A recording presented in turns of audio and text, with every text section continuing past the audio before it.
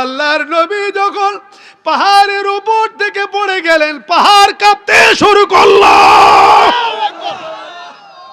পাহাড় থরথর করে কাঁপতে শুরু করলো। কাঁপতে কাঁপতে পাহাড়টা ফেটে যায়। পাহাড়ে কাফস কেন?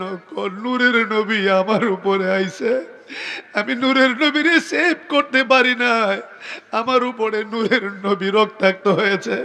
না জানি হাসরের ময়দানে আল্লাহর কোর্টে আমি কি জবাব দিই করতে পারি।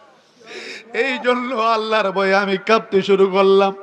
আমার নবীজি পাথরের পাহাড়ের ফাটার ওই বাজু দুইখানা পা মুবারক দিয়ে হেলান দিলেন, আর ফাটার ওই বাজু বসলেন। পাথর আস্তে আস্তে তুলার মতন নরম হয়ে গেল। এটা নবীদের একটা মুজেজা। আমি গিয়ে দেখলাম নবীজি যে চাপ দিছিল, আঙ্গুল মুবারকের জুবগুলি ডাইবা রয়েছে। ভাবলাম সুযোগটার হাতছাড়া করা যায় না।